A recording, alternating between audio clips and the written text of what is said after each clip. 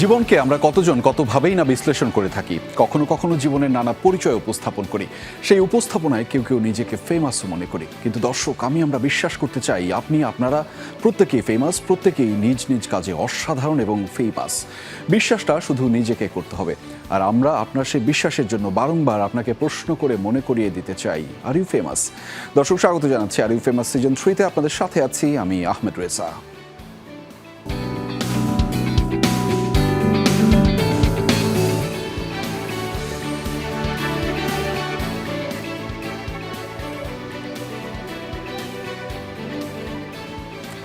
দর্শক, আর ইউ ফেমাসের এই আয়োজন মানে একটু ভিন্ন পশরা, ভিন্ন সারথি আমাদের সাথে যুক্ত হন। আজকেও কিন্তু তার ব্যত্যয় ঘটছে না, এবং আমাদের সাথে যুক্ত হওয়া সারথীদের সাথে কিন্তু যুক্ত হতে পারবেন আপনিও। অর্থাৎ আমাদের এই আয়োজনটি টেলিভিশনের পাশাপাশি সামাজিক যোগাযোগ মাধ্যম ফেসবুক এবং ইউটিউবে কিন্তু একই সাথে দেখতে পাওয়া যাচ্ছে। ফলে সেখানে আপনি যে কোনো ধরনের মন্তব্য কিংবা প্রশ্ন কিন্তু করতেই পারতেন আমাদের সাথে যুক্ত হওয়া সারথীদের কাছে। আপনার হয়ে আমরা সেই প্রশ্ন এবং মন্তব্য পৌঁছে দেবো আমাদের সাথে যুক্ত হওয়া অতিথিদের কাছে। এবং আজকে আমি ভীষণ দারুণ আবেগাপ্লুত এবং ভীষণ এক্সাইটেড। মানে কারণ হচ্ছে আজকে আমাদের সাথে যে দুজন মানুষ, গুণী মানুষ যুক্ত হয়েছেন, আমি সবসময় বলি যে তাদের কারণে বাংলাদেশ এগিয়ে যায়, তাদের কাজের মাধ্যমে বাংলাদেশ এগিয়ে যায়, এবং তাদের রিপ্রেজেন্টেশনটা বাংলাদেশের জন্য, লাল সবুজের জন্য এত বেশি চমকপ্রদ, এবং তাদের সাথে যতক্ষণ থাকতাম টেলিভিশনে আমরা অনেকটা আনন্দ নিয়ে থাকতাম, কিন্তু আমরা তাদেরকে মিস করি। আমাদের সাথে যুক্ত রয়েছেন নওশীন নাহরিন মৌ, অভিনেত্রী, উপস্থাপক, নানান গুণে গুণান্বিত মানুষ। স্বাগত আপনাকে আর ইউ ফেমাসের আয়োজনে, এবং স্বাগত বাংলাদেশে। থ্যাংক ইউ রেজা ভাই। বাংলাদেশটা যে আপনাদেরকে মিস করে সেটার নানান ধরনের ব্যাখ্যা আমার কাছে আছে। আমি সেই ব্যাখ্যাগুলো নিয়ে একটু পরে ফিরছি। তবে তার আগে আমি আরেকজন মানুষের কথা বলতে চাই, যিনি বাংলাদেশকে তার কাজের মাধ্যমে তো রিপ্রেজেন্টেশন একটা সময়, দীর্ঘ সময় ধরে করতেন, এখন ভিন্নভাবে করেন। অর্থাৎ বাংলাদেশের আনাচে কানাচে আমাদের যে লোভনীয় যে খাবার দাবার আছে, এটার সাথে যে একটা পরিচিত করা পুরো বিশ্বকে, সেই কাজটা আপন মনে একজন আপন মানুষ করে যাচ্ছেন। আদনান ফারুক হিল্লোল, অভিনেতা, কন্টেন্ট ক্রিয়েটর, স্বাগত আপনাকে আর ইউ ফেমাসের আয়োজনে। Thank you so much. Thank you আপনাদেরকে যে আপনারা এত কষ্ট করে আমাদের এই আয়োজনে সময় দিয়েছেন, এবং আমি আসলে অনেক দিন ধরে চাচ্ছিলাম আপনারা এই আয়োজনটাতে যুক্ত হন। বাংলাদেশে এসেছেন, তারপরে হয়তো নানান ধরনের আয়োজনের সাথে যুক্ত হওয়ার একটা বিভিন্ন ব্যস্ততা আপনাদের থাকে, কারণ বাংলাদেশ আপনাদেরকে মিস করে, এবং যখন অনেকদিন পরে পরে বাংলাদেশে আসেন তখন সবাই আসলে চায় যে আপনারা একটু আমাদের সাথে যুক্ত হন। আপনাদের সেই যুক্ত হওয়ার গল্পগুলো জানবো, তবে আমাদের এই আয়োজনে একটা দারুণ কমন প্রশ্ন থাকে। আমি প্রশ্নটা দিয়ে আপনাকে শুরু করতে চাই। সেটি হচ্ছে যে, are you famous? Am I? Of course you are. আমি এখন ফিল করছি, বিকজ আপনি আমাদেরকে এতদিনেও যেহেতু আমাকে ভুলে যান নাই, মানে আমাকে যেহেতু আমন্ত্রণ জানানো হয়েছে, তো ফিল করছি হয়তো কিছুটা হলেও ফেমাস আমি। অবশ্যই। এবং আমরা যে বলি যে আমাদের এই আয়োজনে একটা ক্লারিফিকেশন আমরা দেই যে আমরা বিশ্বাস করতে চাই এই পৃথিবীর প্রত্যেকটা মানুষ অসাধারণ শুধুমাত্র তার কাজের জন্য, এবং সেই কাজটাই দিন শেষে থেকে যাবে। আমরা সবাই একটা সময় চলে যাব, এবং এই কাজটাই আসলে মানুষকে যে মনে রাখবে সেটা একটা বড় জায়গা, এবং সেরকমই একটা কাজের মাধ্যমে আপনারা বাংলাদেশকে প্রতিনিধিত্ব করেন। Are you famous? I am a bit confused. I was famous. আচ্ছা। কি আমি জানি না, তবে মনে হয় এখনো ফেমাস। মানে আপনাদের কাজের ধারাটা যেহেতু আছে, হয়তো সেটা কম, হয়তো সেটা আগের তুলনায় যেইভাবে আপনাদেরকে দেখতে পেতাম, অভ্যস্ত ছিলাম, একটা দারুণ ভালো লাগা তৈরি হতো, সেটা পাচ্ছি না।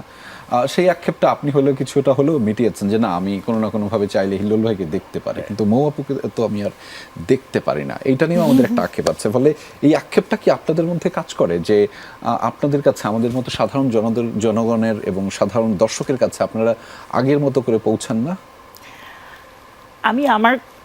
আমি আমার কথা যদি বলি, তাহলে আক্ষেপ কিনা জানি না, তবে একটা খারাপ লাগা মাঝে মাঝেই হয়। আচ্ছা।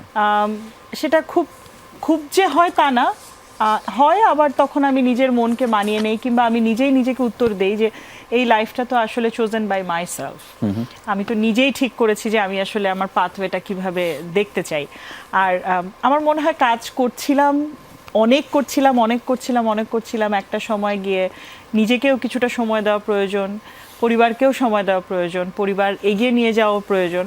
সো সেই সময়টা আসলে দিয়েছি। আর দেন রেসপন্সিবিলিটি তো হয়, তো ওই যে বললাম না যে পরিবারটা তো সবার আগে, সো হয়তো সে কারণেই অফ যাওয়া।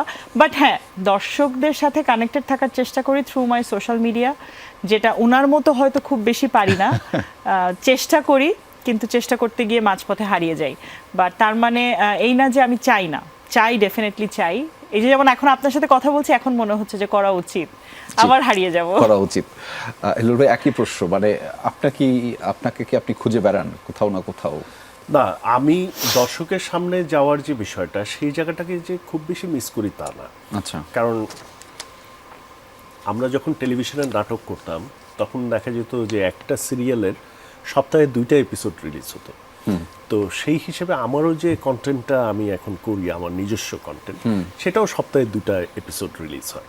তো সেই জায়গার থেকে দর্শক, এবং সেইটা আগের তুলনায় এখন যেরকম ডাইরেক্ট দর্শক কানেক্ট করতে পারে, যে আপনাকে একটা কমেন্ট করা বা একটা ইমেইল করা, এই ধরনের বিষয় সেগুলো, তো সেই জায়গার থেকে দর্শককে মিস করি না।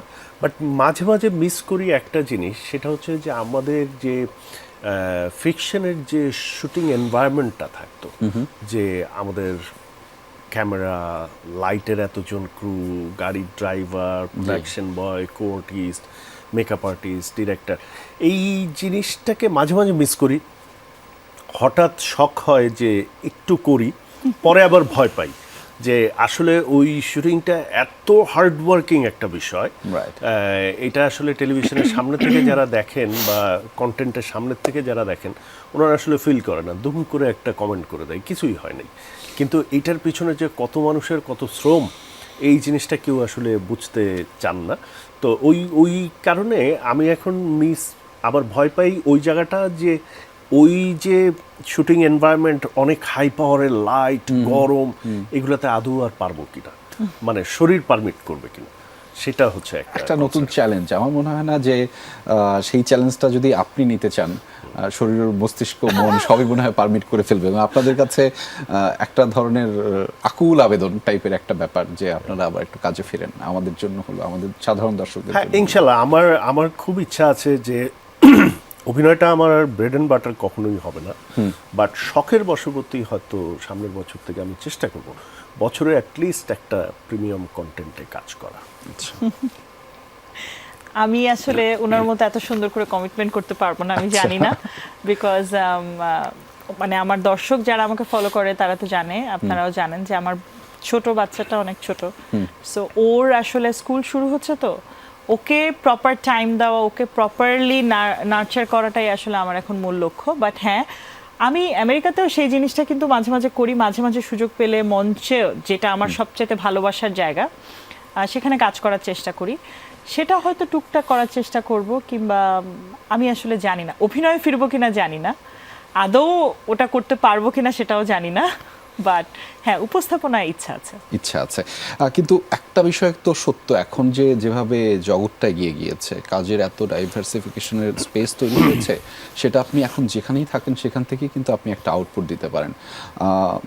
আপনি যে যত দূরেই আছেন সেখান থেকেও কিন্তু বাংলা ভাষায় এখন সেই কাজটা দেওয়ার সুযোগ আছে।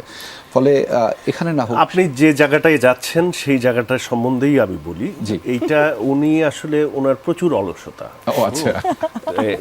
ওনাকে দিয়ে আমি জোর করে একটা ইউটিউব চ্যানেল করিয়েছিলাম। আচ্ছা। এবং সেই চ্যানেলে আমি ওনাকে পুশ করে একটা শো ইন্ট্রোডিউস করলাম, যেই শোটা কোভিডের সময় খুব পপুলার হচ্ছিল। শোটা কেন জানি কোন অলসতায় তারপরে উনি আর সেটা কন্টিনিউ করেন নাই, বাট এখনো যদি উনি করেন, অ্যাটলিস্ট সপ্তাহে একটা শো করেন, আই গেস যে ওইটা এবং অবশ্যই রিচ পাবে। এবং বাংলাদেশের মানুষের কাছে বিশেষ করে অনুষ্ঠান উপস্থাপনা এবং সেটা জনপ্রিয় করে তোলা, সেটার ক্ষেত্রে আমার ধারণা আপনার একটা বড় ধরনের অবদান আছে। এবং আমরা যখন আমি একটু নস্টালজিক হয়ে ফিরছি, আমরা যখন অফেয়ারে এই প্রোগ্রামের আয়োজনের আগে কথা বলছিলাম, আপনি কোনো একটা ফোন কোম্পানির ব্র্যান্ডেড নাম দিয়ে আপনি যে প্রোগ্রামটা করতেন, জেগে আছো কি, আপনি এবং সায়েম ভাই, এটা কিন্তু সবাই ওইটার সময় দেখতেন এবং আমরা সবাই দেখতাম। আপনাদের যে কথোপকথন ওই সময়টাতে রেডিওটা এত দারুণভাবে মানুষের কাছে জনপ্রিয় ছিল, সেই যে কথোপকথন এবং শুধুমাত্র কথা দিয়ে মানুষকে ঘন্টার পর ঘন্টা আটকে রাখা যায়, বসে থাকা যায় এবং মানুষ মুগ্ধ হয়ে মানুষ কথা শুনে, এটা একটা শুরুটা কিন্তু আপনাদের মাধ্যমে হয়েছে এবং আপনি তাদের মধ্যে অন্যতম। নওশীন যে বলে উপস্থাপক হিসেবে আলাদা বিশেষ জনপ্রিয়তা। আমাদের একটা কি হয়, আমরা একটা দীর্ঘ কলেবরে দীর্ঘ পরিসরে উপস্থাপক বলতে হানিফ সংকেতকে কিন্তু বুঝি দীর্ঘ সময়ের জন্য, তিনি দারুণ উপস্থাপনা করেন, জনপ্রিয় উপস্থাপনা করেন, কিন্তু তারপরে চিন্তা করেন যে বাংলাদেশে প্রোগ্রাম উপস্থাপনা করার ক্ষেত্রে কারা বেশি জনপ্রিয়, সেক্ষেত্রে নওশীনের নাম কিন্তু আসবে। এবং ভাইয়া যেটি বলছিলেন পুশ করে হলেও চেষ্টা করা হচ্ছে, আপনি প্লিজ সেখানে ফিরেন আবার। এবং আমি একটু জানতে চাই, এই যে হট সিটটা আমি আজকে যেখানে আসছি, এটা আমার জন্য একটু অস্বস্তির, কারণ আপনাকে দেখে আমরা অনেক কিছু শিখেছি। সেই জায়গা থেকে আমি আপনার সামনে আজকে উপস্থাপনাটাও করছি, আমার জন্য একটু বললাম যে অস্বস্তির। আপনি কি এই জায়গাটা মিস করেন কিনা? আমি এই জায়গাটা খুব মিস করি, আজকে শুরু করে দেন। অসম্ভব মিস করি।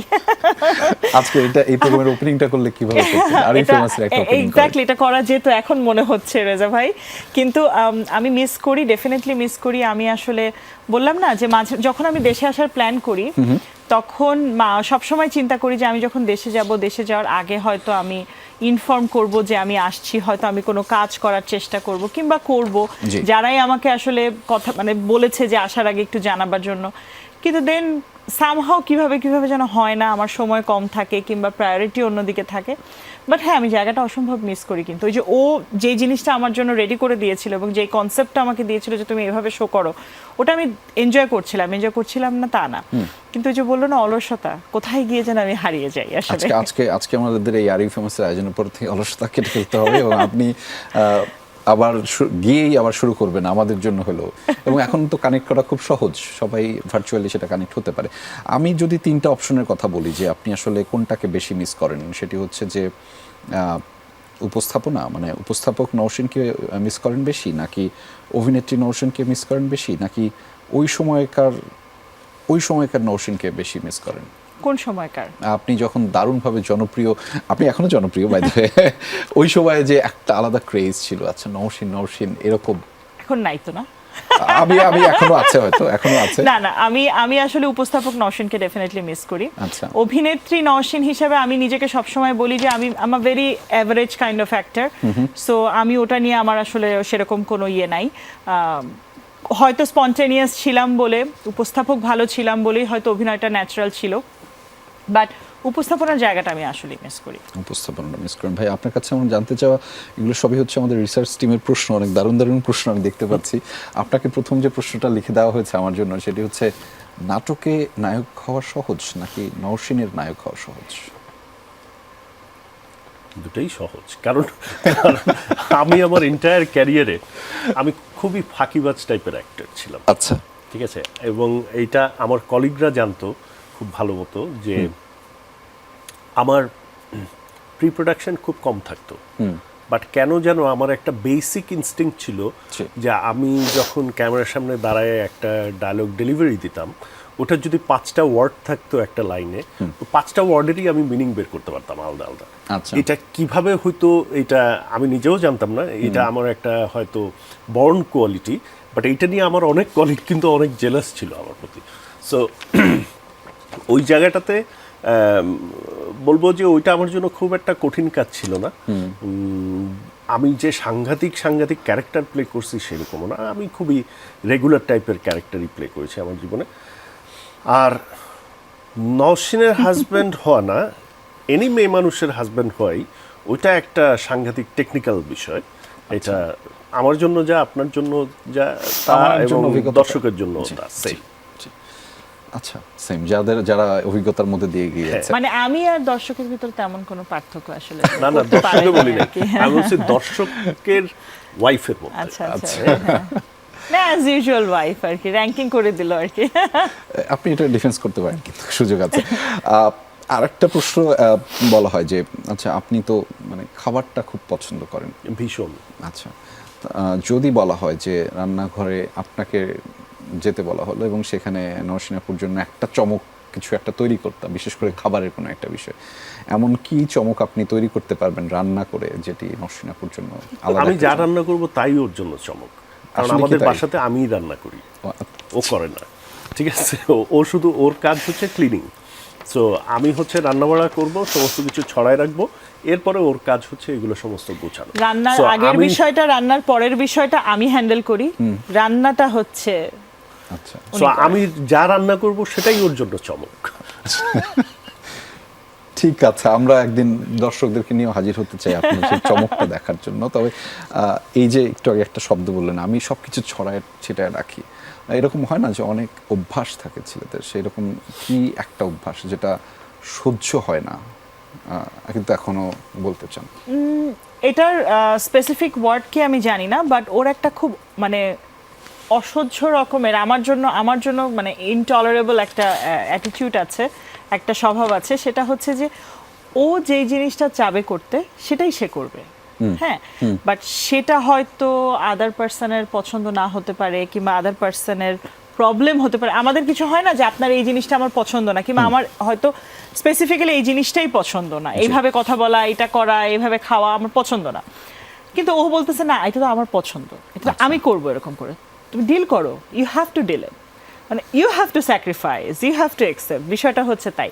তো এইটা মাঝে মাঝে আমাকে খুবই বিরক্ত করে, এটা আমি পছন্দই করি না তার এই ক্যারেক্টারটা। আমার কাছে মনে হচ্ছে কিছুটা রিল্যাক্টেন্ট থাকা উচিত, যে ওকে ফাইন, তুমিও কিছু অ্যাকসেপ্ট করো, আমিও কিছু অ্যাকসেপ্ট করি, বাট না, ওর যেটা পছন্দ সেটা করবেই, সামহাউ করবে, বাট সেটার জন্য যে সে হাউকাউ করে তা না, সে টেকনিক্যালি দৃঢ়চেতা হ্যাঁ নিজের থাকে। জিনিসটা সে আদায় করে নেয় আর কি। কিন্তু এবার একটা উল্টাটা একটু বলেন যে হ্যাঁ। এখন কোন বিষয়টা দেখেন যেটা দেখলে এখনো প্রেমে পড়ে যান? প্রেমে পড়ি না, আচ্ছা।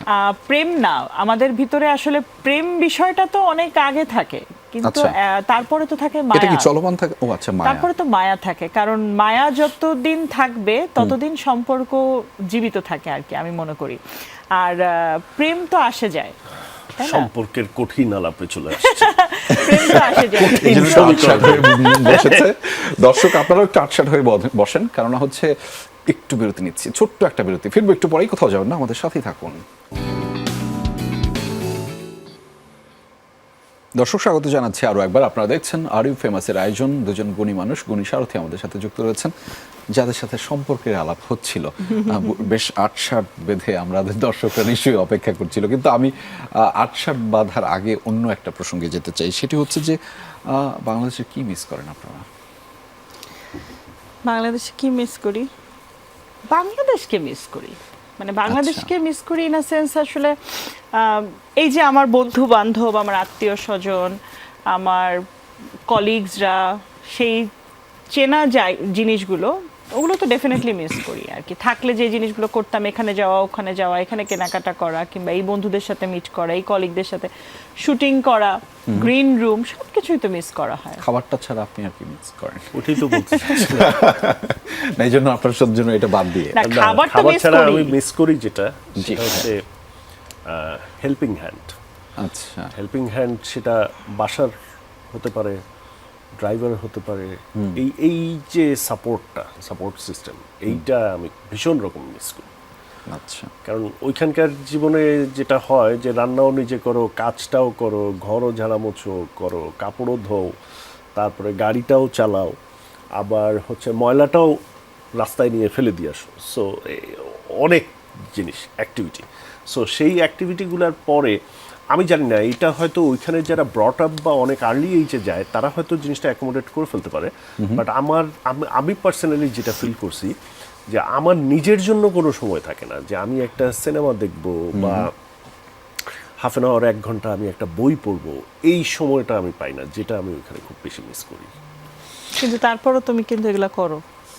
করি, বাট তার মধ্যে 10 বার এইটা ওইটা বিভিন্ন জিনিস interruption। কন্টেন্টটা তো দেখেন, বাংলাদেশের কন্টেন্টটাও দেখেন, বাংলাদেশের কন্টেন্টগুলো এখন কি অবস্থা? আমি একটু দুইটা পার্সপেক্টিভ একটু জানতে চাই। একটা হচ্ছে আপনারা যে সময়টাতে কাজ করেছেন, অর্থাৎ টেলিভিশন নাটকগুলোর কথা, সিনেমার কথা, সেই জায়গাটা কেমন দেখছেন? আমি যদি একটু এটার সাথে যুক্ত করি, হচ্ছে যে ওটিটি প্ল্যাটফর্মের কথা, সেটিও মনে হয় এখন বেশ জনপ্রিয় একটা জায়গা, এবং সোশ্যাল মিডিয়াতে আপনি যেখানে বিচরণ করছেন এখন দুর্দান্ত প্রতাপের সাথে, সেই জায়গাটা কেমন ভাবে দেখছেন? কিছু কন্টেন্ট খুবই ভালো হয়, আবার কিছু কন্টেন্ট খুবই খুবই জাস্ট এনগেজিং হয়, কিন্তু ওইটা খুব যে ভালো কন্টেন্ট বলবো সেটা না। যেমন টেলিভিশনের কন্টেন্ট যদি বলি, টেলিভিশনের কন্টেন্ট আসলে আমরা থাকা অবস্থাতেই 2011-12 পর থেকেই আসলে এটা ডাউনওয়ার্ডস ছিল, সেইটাকে এখন ওভারকাম করে ফেলছে ওটিটির কন্টেন্ট এসে। বা টেলিভিশন কন্টেন্ট আমার মনে হয় না, আমার আসলে কমেন্ট করা ঠিক হবে না, কারণ আমি বলতে পারবো না লাস্ট আমি কবে টেলিভিশনে কোনো কন্টেন্ট দেখছি, ঠিক আছে? বা টেলিভিশনের কন্টেন্ট আমার ইউটিউবেও দেখা হয় নাই কখনো সেইভাবে, বাট ওটিটি কন্টেন্ট আমার দেখা হয়েছে, যেটা আমার ভালো লাগে ওটিটির কন্টেন্টগুলো। আপনার জন্য যে প্রশ্নটা সেটা হচ্ছে যে বাংলাদেশের উপস্থাপক হিসাবে এখন এত এত টেলিভিশন, অনেক বেশি উপস্থাপক, এবং সেক্ষেত্রে প্রোগ্রাম প্রেজেন্টেশনের ক্ষেত্রে তো আরও অনেক বেশি, এবং প্রোগ্রামের বাইরেও, টেলিভিশনের বাইরেও উপস্থাপনার ক্ষেত্রটার পরিসরটা, ব্যাপ্তিটা বেড়েছে। এই যে একটু ওয়াচডগ হিসেবে দেখা যে আচ্ছা কী কী হচ্ছে, আপনি কি কোনো ধরনের পরিবর্তনটা দেখেন আগের চেয়ে, বা একটা ভালো জায়গায় যাচ্ছে, আরও ভালো হওয়ার সুযোগটা রয়েছে? আমার কাছে জাস্ট একটা জিনিস ফিল হয়েছে, একটা না কয়েকটা জিনিসই আমি মানে ফিল করতে পারছি, সেটা হচ্ছে যে ব্যাপ্তির কথা যেটা আপনি বলছিলেন, ব্যাপ্তিটা ডেফিনেটলি বেড়েছে। অনেকে এটাকে শিওর শর্ট প্রফেশন হিসেবে তো নিতে পারছে, সেটা দিয়ে তারা এগিয়েও যেতে পারছে, এবং কাজের পরিধিতেও যখন অনেক বেশি হয় তখন অনেক কিছু এক্সপ্লোর করার একটা জায়গা থাকে, সেটাও তারা সেই সুযোগটাও পাচ্ছে, যেটা হয়তো আমাদের ক্ষেত্রে একটু কম ছিল, বাট তারপরে আমরাও পেয়েছি সেই মানে জেনারেশন তো এক এক সময় এক এক রকম থাকে। আমাদের ওই সময় যেই জিনিসটা বেস্ট ছিল সেটা আমরা করেছি, এখনকার যুগের যেই ডিমান্ড সেভাবে তারা চলছে। বাট হ্যাঁ, এখনকার উপস্থাপকরা আমি বলবো যে definitely they are very lucky. মানে এখন সাপোর্টিং জায়গাটা অনেক বেশি, আপনি ফিনান্সিয়ালি তারা অনেক বেশি গেইনার হচ্ছে আমার কাছে মনে হয়, যারা কর্পোরেট কিংবা স্টেজ এমসি যারা করছে, যেটা আবার আপনি হয়তো বলবেন যে যখন আপনারা করেছেন তখন তো আপনাদের কাছেই ওটা হাইয়েস্ট ছিল। হ্যাঁ, ডেফিনেটলি ওটা হয়তো ছিল, বাট আমরা যেইভাবে চিন্তা করেছিলাম সেখান থেকে ইটস আ বিগ জাম্প। মানে এখন আমি যেটা শুনি, হ্যাঁ, সো ডেফিনেটলি এটা একটা খুবই ভালো দিক, আমি ভালো দিকই বলবো। দেন আগে আমাদের এক ধরনের কিছু সীমাবদ্ধতা ছিল, যে এই পোশাক, ওইটা না, এই এটা ওটা, অনেক কিছুর কিন্তু সীমাবদ্ধতা ছিল। এখন সেটা নাই, সেটা প্রবাবলি ওটিটির কারণে হতে পারে, সেটা প্রবাবলি সোশ্যাল মিডিয়ার কারণে হতে পারে, কিংবা ওই যে আবার বলতে হয় যে জেনারেশন চেঞ্জ হলে তো সব কিছুই চেঞ্জ হয়। সো ওরা আসলে মন খুলে কাজ করতে পারে, এখনকার যারা কাজ করছে উপস্থাপকরা মন খুলে কাজ করতে পারছে। একটা কম্পারেটিভ অ্যানালাইসিসের জায়গায় যদি একটু বলেন যে কোয়ালিটির দিকটা, বিশেষ করে আপনার জায়গাটা, মতামতটা, আমি আর এক্সপ্লানেশনটা না দিই। এখানে আসলে কোয়ালিটি নিয়ে আমার মন্তব্য করাটা আসলে উচিত হবে না, ভালো সবাই করছে। আবার সবাই যে আপনি আমার কথা বলছেন, কিন্তু আমিও যে একেবারে খুব নাম্বার ওয়ান সব দিক থেকে ছিলাম তাও কিন্তু না, আমার ভিতরেও ফ্লস ছিল, আছে, প্রত্যেকের ভিতরেই ফ্লস থাকে, প্রত্যেকের ভিতরেও কিছু একটা স্পেশাল গুণ থাকে। কিন্তু আমার কাছে একটা জিনিস আমি সবসময় বলি, যখনই উপস্থাপনা যেই করবে না কেন, আমাদের মানে জানার লিমিটেশন থাকতেই পারে। আমি একটা জিনিস ভুল বলতেই পারি, লাইভ ক্যামেরাতেও ভুল বলতে পারি, কিন্তু সেই ভুলটাও যেন খুব সুন্দরভাবে হয়, সেই ভুলটাও যেন ম্যানেজটা করা খুব সুন্দরভাবে হয়। কনফিডেন্টলি ভুল বললে আবার সেটা প্রবলেম। হ্যাঁ, সো এইটা হয়তো যদি মানে একটু ওভারকাম করা যেত কিছু কিছু ক্ষেত্রে, আমার মনে হয় অনেক ভালো হতো।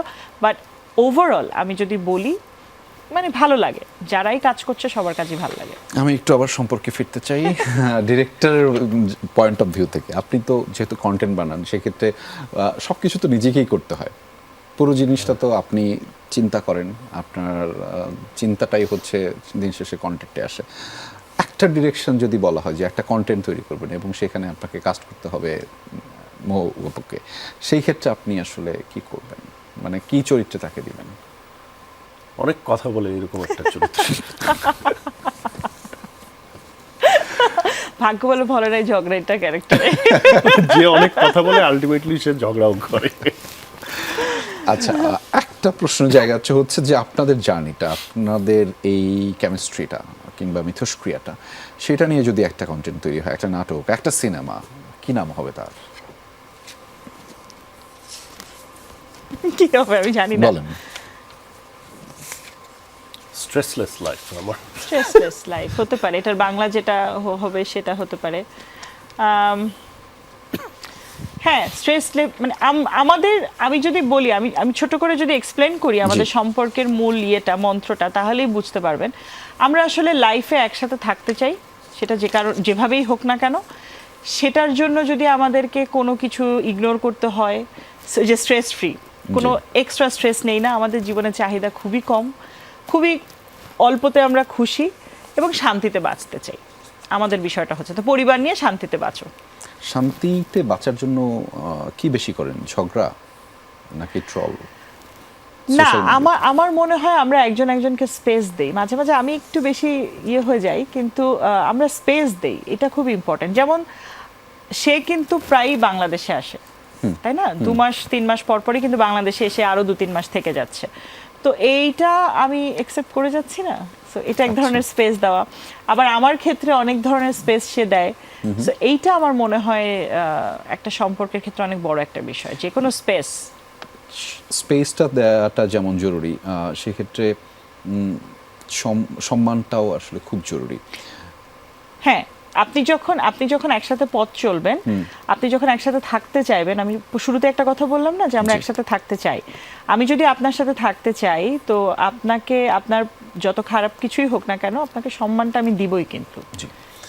সেক্ষেত্রে ঝগড়া হলে কে আগে সারেন্ডার? ও জীবনেও করে না, আমি করি না এটা, আসলে আমি করি ও না। জীবনেও করে না। আমার একটা, ওর ইগো খুব বেশি। আমার একটা কাজ করে কি, আমার কখনো কারোর সাথে ঝগড়া হয় না। আচ্ছা, কোনো মানুষের সাথে আমার খুব একটা ঝগড়া হয় না। মানে আপনার ব্যবস্থাপনার কোয়ালিটি এত ভালো। হ্যাঁ, বাট সর্বোচ্চ যেটা হয়, কারো কথা যদি আমার খুব বেশি পছন্দ না হয়, আমি ওই জায়গাটা লিভ করি এবং ভবিষ্যতে কোনোদিন তার চেহারাও দেখি না। আচ্ছা, So এটা তো আমি প্রকট, that এটা kind তো আরো of- বেশি ভয়ঙ্কর। That kind of a character.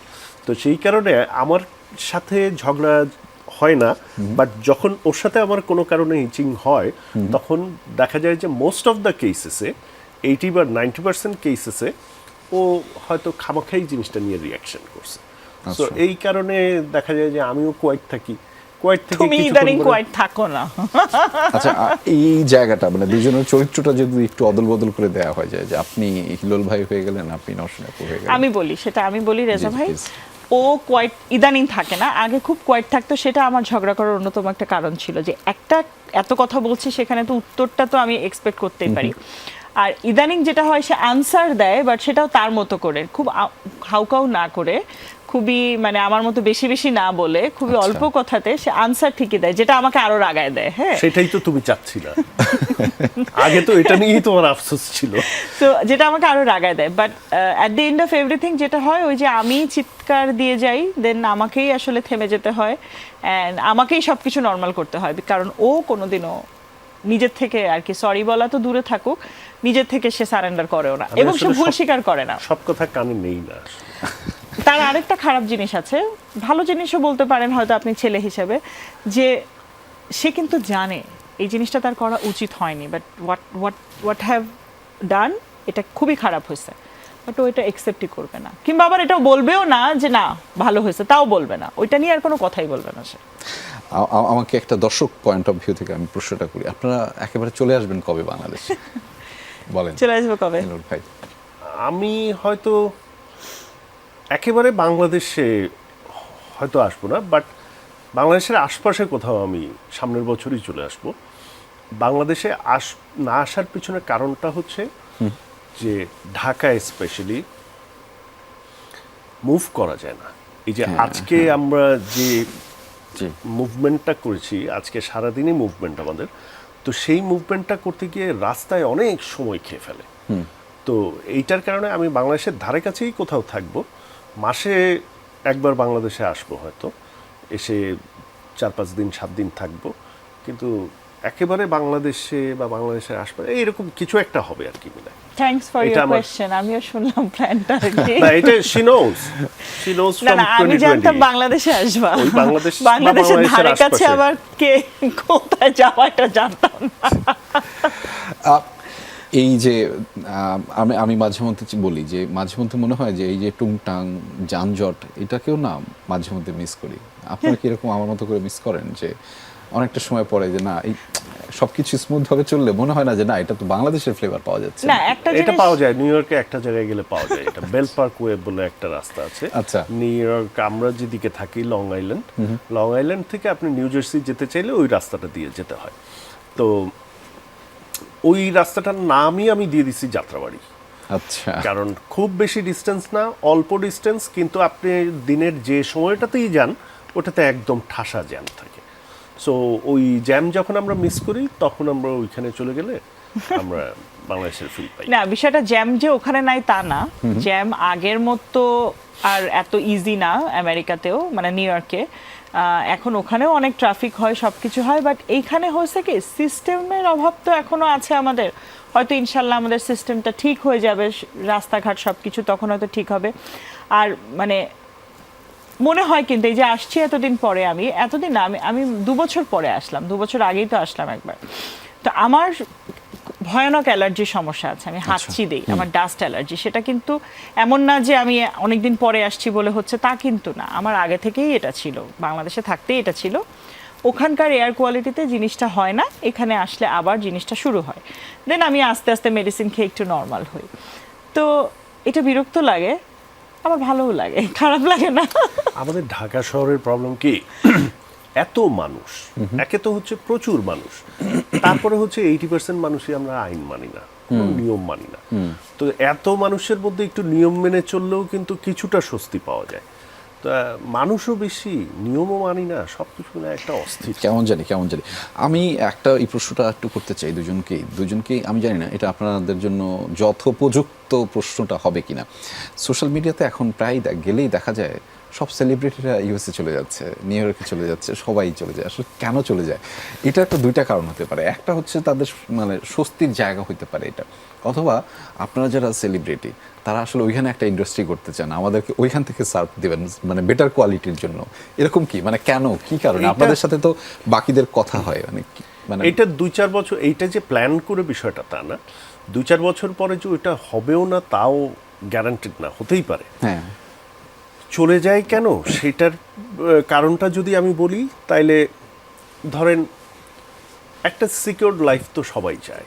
এটা Indeed. ফাইন্যান্সিয়াল সিকিউরিটি হতে পারে, হেলথ সিকিউরিটি হতে পারে, আপনার লাইফের সিকিউরিটি হতে পারে, সব কিছু মিলাই সেটা প্রত্যেকেই চায়।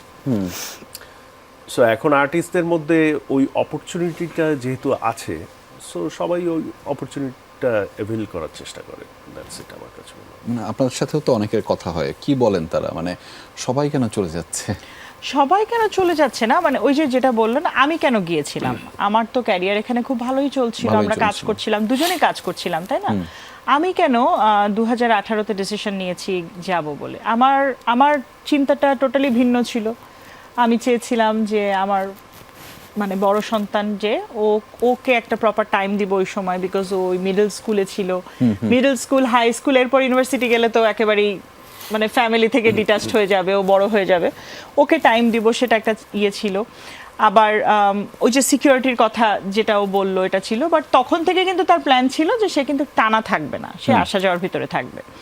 তো আমাদের বিষয়টা হয়েছে তাই, আমি অনেক আর্টিস্টদেরকে আমরা দেখি যে সবাই তাদের বাচ্চাদের কথা চিন্তা করে, তাদের এডুকেশনাল সিকিউরিটির কথা চিন্তা করে। আমার কাছে সবচেয়ে বড় যে জিনিসটা লাগে যে হেলথ সিকিউরিটি। আমরা সারা জীবন মিডিয়াতে কাজ করে, টেলিভিশন কিংবা সিনেমাতে কাজ করে শেষ পর্যন্ত গিয়ে একটা বড়সড় অসুখের ইয়েতে পড়লে আমাদের আসলে সেরকম সঞ্চয় তো থাকে না। আপনি ইন্ডাস্ট্রিতে অনেক কামাবেন, আপনি কিন্তু অনেক কামাই করছেন, কিন্তু আপনি সেভ করছেন না। সামহাও আমাদের প্রফেশনটা এমন ইন্ডাস্ট্রিতে আমি বলবো যে আমরা we can earn a lot of money, প্রত্যেক দিনই কাজ করছি, প্রত্যেক দিনই শো বলেন, শুটিং বলেন করে আপনি আর্ন করছেন, but you can save that.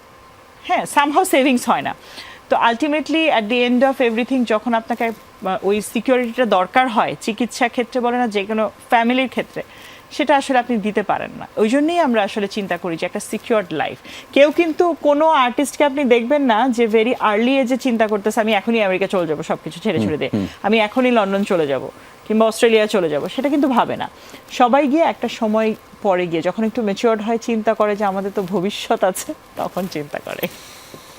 আমাদের একটা গুরু গম্ভীর চিন্তা ভাবনা করতে হবে এবং এটার জন্য একটা স্পেস দরকার। দর্শক, আরিফে মাসের আয়োজনে গুরু গম্ভীর চিন্তার জন্য একটা ছোট্ট বিরতি নিচ্ছি, ফিরছি একটু পরেই, আমাদের সাথে থাকুন, কোথাও যাবেন না।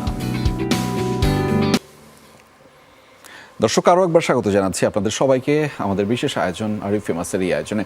আমাদের সাথে দুজন গুণী মানুষ, গুণী সারথি যুক্ত রয়েছেন, যাদের সাথে আড্ডাটা হচ্ছিল বেশ জম্পেশভাবে। আপনার কাছে একটু ফিরতে চাই, যদি নাটক সিনেমার কথা অফার পাওয়া যায়, এখনই যদি পাওয়া যায়, যদি কোনো একজন এই আজকের আয়োজনটা দেখে কোনো একজন পরিচালক মনে করলো যে আচ্ছা আমরা নওশিনকে নিয়ে কাজ করব, মানে অফারটা গ্রহণ করবেন তো? সেটা নাটক না সিনেমা, কোনটার জন্য? করোনার জন্য আপাতত না। আমাদের সাথে মনে হয় একজন অতিথি যুক্ত হবে না, ম্যাভিশা যুক্ত হবেন। কান্নাকাটি করে তো হবে না। আচ্ছা আচ্ছা, ঠিক আছে, ফাইন ফাইন, আমরা গল্প করব। ওকে ওকে, এই যে আপনার প্রশ্নটা খুব দারুণ ছিল এবং প্রশ্নটার আনসারটা আপনি পেয়ে গেছেন। দিস ইজ দ্য রিজন আসলে হবে না। ওকে ওকে, জানো কি হয়েছে? জানো তুমি একটু গল্প করো, দেখছো কতগুলো ক্যামেরা এখানে? কান্না বন্ধ করো মা, কতগুলো ক্যামেরা দেখছো? কান্না বন্ধ করে দাও। Beautiful অনেক না? ক্যামেরা দেখেছো? Fine. নাইস, তোমাকেও Fine. দেখা যাচ্ছে, আচ্ছা। তোমাকেও দেখা যাচ্ছে। আসো, হ্যাঁ। না, কান্না করে না, let's carry on. কান্না করে না। আপনার কাছে জানতে চাই যে আপনার কোনো ডিরেকশনটা দেওয়ার ইচ্ছা আছে কিনা এখন, মানে যে আচ্ছা আমি ডিরেকশনটাও দিতে চাই এখানে, বা মানে সে কন্টেন্ট, ফিকশন কন্টেন্ট? হ্যাঁ। না, না, অসম্ভব। কখনোই না। আমি জীবনে সমস্ত স্ট্রেসফুল কাজ অ্যাভয়েড করে গেছি, এবং ডিরেকশন হচ্ছে আমার মতে, প্রডিউসিং অ্যান্ড ডিরেকশন, এই দুইটাই সবচাইতে স্ট্রেসফুল কাজ। অসম্ভব। এইটা আমরা কোটি টাকা দিলেও আমি করব। কিন্তু আপনি যে কন্টেন্টটা বানান ওইটাও তো আসলে একটা ওইটা তো ক্যাজুয়ালি, আমি বলি ক্যামেরা রোল, আমার যা মন চায় আমি তাই বলি। কোনো টিভি নাই, প্রিভিউ কমিটি নাই, নোবডি ইজ দেয়ার। সো আমার যা মন চায় আমি তাই বলি। কিন্তু ওইটা তো একটা কোয়ালিটি মেনটেন হয়, ওইটা তো ভালো লাগে দর্শকের কাছে। ওইটা ভালো লাগে, এটা রেজাল্ট হইতে পারে যে স্কুলিংটা তো বহু বছরের। আমি চাইলেও একটা কন্টেন্টকে ভাইরাল করার জন্য কিছু একটা বলে ফেলতে পারবো না। এটা মানে আমি চাইলেও এটা বেরোবে না আমার মুখ দিয়ে।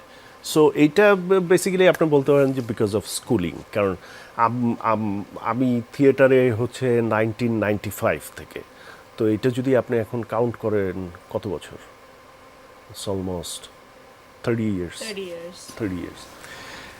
কেমন আছেন আপনি? বলো ভালো। ভালো আছেন? এমন করে না। আচ্ছা, ঠিক আছে। এই যে ওকে নিয়ে যে জীবনটা, এটাকে কেমন ভাবে উপভোগ করছেন সেটা একটু জানতে চাই। দারুণ ভাবে। আমি ওর কিছু সোশ্যাল মিডিয়াতে ভিডিও দেখছিলাম, বিশেষ করে সে সবাইকে মেকআপ করে দিচ্ছে, সবাইকে আদর করে দিচ্ছে। ওর নিয়ে এই যে জার্নিটা, এটা ছোট করে যদি বলতেন ওকে নিয়ে। ও আসলে আমার সাথে খুব বেশি অ্যাটাচ, তো সারাক্ষণ আমার সাথে থাকে করে। তো আমি ও যখন একদম ছোট তখন থেকে আমি ওই যে রিলস যখন শুরু হলো, আমি ওর বিভিন্ন রিলস কিন্তু দিতাম একদম ছোটবেলা থেকে। রিলস শুট করতাম আমি আমার সোশ্যাল মিডিয়াতে, সেটা শেয়ার করতাম। ও সেখান থেকে ওর কিছু ক্যামেরার ছিল, বাট এই সমস্ত মানে এই টেলিভিশন ক্যামেরা দেখে সে হয়তো একটুখানি চিন্তা করতেছে এটা কি, কোন ধরনের ক্যামেরা। জি মা বলো। গামি খাবো আমরা। ওকে, আমরা গামি খাবো। ও এই আসলে শুটের ক্যামেরা পরে বলতে তো দেখছে মোবাইল। ও মনে করে হচ্ছে মোবাইলের ভিতরে আসলে কথা বলা যায়। আচ্ছা। So this is one thing. And মানে ও নাই, ও খুব ফ্রেন্ডলি। ওর একটা জিনিস, কোথায় যাচ্ছ মা? মামি, ডোন্ট ডু দ্যাট আম্মু। ওকে ঠিক আছে। আচ্ছা ঠিক আছে, থামো, এখন মজা করবো আমরা, এখন চুপ করো। এই জায়গাটা থেকে যে কন্টেন্টগুলো আমরা দেখি আপনার কাছে, যে সোশ্যাল মিডিয়ার যে কন্টেন্টগুলোর মধ্যে আপনার পছন্দের কন্টেন্ট এখন কার? মানে আমি যদি অনেকে আবার বলবে যে আপনি পক্ষপাতিত্ব করছেন, কিন্তু আপনারা তো, আপনি যেহেতু কন্টেন্টটা তৈরি করেন সেই জায়গা থেকেই জানতে চাওয়া যে এখন আপনি একটু বলছেন যে অনেক মানসম্পন্ন কন্টেন্ট কিন্তু হচ্ছে, কয়েকজনের কন্টেন্টের কথা যদি একটু বলেন। সোশ্যাল মিডিয়া বলবো? জি, সোশ্যাল মিডিয়া বললে আমার নাদিরের কন্টেন্ট ভালো লাগে। জি। খালিদ ফরহানের কন্টেন্ট ভালো লাগে আমার। জি, অনেক ইনফরমেশন থাকে এবং জানা যায় অনেক কিছু। খালিদের কন্টেন্ট রিয়েলি অনেক ইন্টারেস্টিং আমার কাছে লাগে। সো আর কার কথা বলবো? রিসেন্টলি এই যে 5ই অগস্টের পরে একটা ছেলে হঠাৎ ট্রাভেল করা শুরু করলো না, হঠাৎ না, ও মনে হয় আগে থেকেই ট্রাভেল করতো, কন্টেন্ট করতো। ওর নাম হচ্ছে এমডি ফিজ। আচ্ছা হঠাৎ করে ওর কন্টেন্ট আমার চোখে পড়ছে, প্রবাবলি ও হ্যাঁ পাকিস্তান বা কোথাও গেছিল এরকম একটা ট্যুর করতে। ওর যে সিম্পলিসিটি ক্যামেরার সামনে, ওইটা আমার সবচেয়ে বেশি অ্যাট্রাক্ট করছে। বা রেগুলার যে দেখি তা না, যদি আমার হোম পেজে আসে তখন হয়তো দেখা হয়, বাট একেবারে সার্চ করে যে দেখা হয় সেটা না। আচ্ছা। তবে এইরকম আর কি, ওর কন্টেন্টগুলোই ওর একটা সিম্পলিসিটি আছে, বাট ওর কন্টেন্টগুলো ফালতু না, এটা হচ্ছে ভেরি ইম্পর্টেন্ট। ওইটা আমাকে খুব অ্যাট্রাক্ট করে ওর কন্টেন্ট।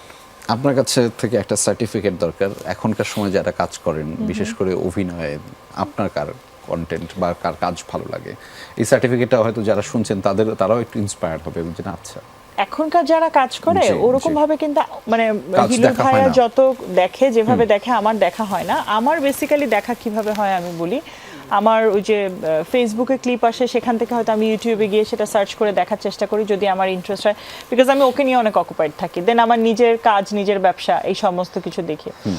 সো ভালো লাগে। মেহজাবিনের কাজ তো ভালো লাগছে, বাট সে তো আরো আগে থেকে কাজ করছে। নতুনদের ভিতরে আমি কার কথা বলবো, সাদিয়া আয়মানের কাজ ভালো লাগে। দেন আর আমি সেদিন একটা কার যেন দেখতেছিলাম যে ভালো অ্যাক্টিং করে, বলতেছিলাম আমি নামটা ভুলে গেছি, বাট খুব ভালো লাগে কাজ করে। ইদানিং তো অনেকে, সুনেরা বিনতে কামাল, ওর অ্যাক্টিং ভালো লাগে। হ্যাঁ, সো আই লাইক ইট। দেন দিব্য সৌম্যও চলে যাচ্ছে। আচ্ছা ঠিক আছে, ওই আন্টির সাথে দেখা করে আসো, যাও। সো দিব্য সৌম্য, ওদের কাজ ভালো লাগে। ওভারঅল মানে দেখি যতটুকু যেটা পারি, দেখি, চেষ্টা করি, ভালোই লাগে ওদের কাজ। একটা বড় ধরনের পরিবর্তন দেখি বাংলাদেশের সিনেমা নিয়ে। বাংলাদেশে যেভাবে ব্র্যান্ডিংটা হয় সেটা আমরা দেখি যে নিউ ইয়র্কেও হচ্ছে, যে সেখানেও সিনেমাগুলো যাচ্ছে। তখন কি আপনাদের আমরা যাই, আমরা এনজয়ও করি, আমরা যাই এবং উই ফিল ভেরি গুড। সত্যি কথা যে যখন আসে ওখানকার হলে, আমরা সবাই এখানে থাকলে কতটুকু হলে গিয়ে দেখতাম জানি না, ব্যস্ততার কারণে হয়তো, কিন্তু ওখানে কিন্তু সেই জিনিসটা আমরা চেষ্টা করি। ওখানে যারা মুভিগুলো ডিস্ট্রিবিউট করতে নিয়ে যান, এরকম বড় কোম্পানি আছে একটা বা দুটা, তারা কিন্তু ফর্মালি আমাদেরকে ইনভাইটও করে প্রিমিয়ার। আচ্ছা, সো তারা আমাদেরকে ওইটার প্রিমিয়ার শোতে ইনভাইটও করে। সো আমরা প্রিমিয়ারে যেতে পারলে তো গেলাম, আর যদিও না পারি পরবর্তী কোনো একটা সময় হয়তো বাসার ধারে কাছে যে হল আছে ওটাতে আমরা দেখার চেষ্টা করি। বাহ, আমরা একদম আয়োজনের শেষ দিকে রয়েছি। শেষ দিকের একটা জায়গায় তাকে কথা বলতে দিব না, তার একটা কোয়েশ্চেন হচ্ছে যে এই এতক্ষণ আমরা আসলে কোথায় ছিলাম। হ্যাঁ, আমরা আসলে তোমার জন্য এখানে ওয়েট করছিলাম, তুমি রেডি হয়ে আসবা, সেই জন্য তোমার জন্য ওয়েট করছিলাম মা। সো এটা হচ্ছে তার বারবার বাবাকে আর আমাকে এই কোয়েশ্চেনটাই সেই জন্য করতেছে, এতক্ষণ কোথায় ছিলেন, তাই না? আপনি বলছিলেন কিছু কোয়েশ্চেন করছিলেন। আমি বলছি যে একটা অস্থিরতা বলবো, একটা অসামঞ্জস্যতা বলবো, পুরো বাংলাদেশটাই রয়ে গেছে নানান কারণে, সেটা রাজনৈতিক হোক, সামাজিক হোক এবং সাংস্কৃতিক হোক, সব কিছু থেকেই আমরা বলতে চাই যে এরপরেও আমরা একটা ইতিবাচক জায়গা আসলে দেখতে চাই। সেটা আপনাদের জায়গা থেকে যদি কোনো ধরনের ইতিবাচক বার্তা দেওয়া সম্ভব হয় এবং তার মাধ্যমে যদি 2 জন মানুষ, 5 জন মানুষ, 10 জন মানুষ অনুপ্রাণিত হয়, আমরা সেটাই আসলে পিক করতে চাই। হিরুল ভাই, আপনি যদি একটু শুরুটা করতেন। আমার কাছে মনে হয় যে দেশ একটা ট্রানজিশনের ভিতর দিয়ে যাচ্ছে। এইটা কিন্তু আমরা যারা একটু মধ্যবয়স্ক লোক, আমরা তো এই ধরনের ট্রানজিশন দেখে আসছি আগে। সো এই ট্রানজিশনগুলো আসলে এরকমই হয়। এই ট্রানজিশন হয়তো কিছুদিন পরে যখন একটা প্রপার সেটেল গভর্নমেন্ট আসবে তখন সেটা হয়ে যাবে, সলভ হয়ে যাবে। বাট এই ট্রানজিশনটা খুব বেশি দিনেরও হয়তো না। সো এটা সবসময় হয়, সেটা কেটে যাবে, এটাই স্বাভাবিক। কি হয়েছে, তুমি তো গেলা মা। I am so sorry. ট্রানজিশনটা কেটে যাবে এবং আমরা আসলে ইতিবাচক একটা বাংলাদেশ হয়তো দেখতে পারবো এবং সেই বাংলাদেশটা আসলে সকলের হবে। এবং আমরা বলতে চাই যে বাংলাদেশের ব্যাপারে, বাংলাদেশের জায়গাটা থেকে সবারই এক জায়গায় থাকা দরকার। আপনার কাছ থেকে শেষ বাক্যটা আমরা শুনতে চাইবো। দেখেন, যখন একটা ট্রানজিশন পিরিয়ড হয় তখন কিন্তু সবকিছু একটা অস্থিরতা, যেটা বলছিল যে অস্থিরতার ভিতরে থাকে, এবং সেই অস্থিরতাটাকে যদি আমরা আসলে নেগেটিভ ওয়েতে কাজে লাগাই, সেটাই আসলে খারাপ দেশের জন্য কিংবা আমাদের সবার জন্য। আমি মনে করি আমরা দেশের বাইরে থাকি, তার মানে কিন্তু এই না যে আমরা দেশ নিয়ে কনসার্ন না। হ্যাঁ, আমরা সবাই চাই যে এই অস্থিরতাটা খুব তাড়াতাড়ি কাটুক, এবং আমরা যেই সেকশনেই কাজ করি, যেই সেক্টরেই আছি না কেন, সবাই যেন খুব শান্তি মতো আমাদের কাজটা করে যেতে পারি। হ্যাঁ, মানে আমরা যেন এগিয়ে যেতে পারি, আমি খালি সেটাই চাই। আমরা সবাই মিলে এগিয়ে যেতে চাই এবং সবাইকে নিয়ে এগিয়ে যেতে চাই। ধন্যবাদ, আপনারা সময় দিয়েছেন কষ্ট করে, এবং আপনাদের প্রতি অনেক শুভাশিস এবং কৃতজ্ঞতা যমুনা টেলিভিশনের পক্ষ থেকে, এবং আপনাদের এই সময়টুকু আমাদের জন্য অনেক বিশেষ ছিল। Thank you. জি, ধন্যবাদ। দর্শক, আমরা আসলে সবাই মিলে সবাইকে নিয়ে এগিয়ে যেতে চাই, এবং এই বাংলাদেশটা আমার আপনার, এই লাল সবুজটা আমার আপনার, ফলে এই বাংলাদেশের মালিকও কিন্তু আপনি। ফলে এটাকে এগিয়ে নিয়ে যাওয়ার জন্য, এটাকে ভালো রাখার জন্য আপনার অবদান খুব জরুরি। আপনি যদি আজকে অল্প অল্প করে কাজ করেন, সেটা কিন্তু দেশের দিন শেষে বাংলাদেশের সমীকরণে যুক্ত হয়, এবং বাংলাদেশটা জিতে গেলে আমরা সবাই জিতে যাই। ভালো থাকবেন, দেখা হবে পরবর্তী আয়োজনে।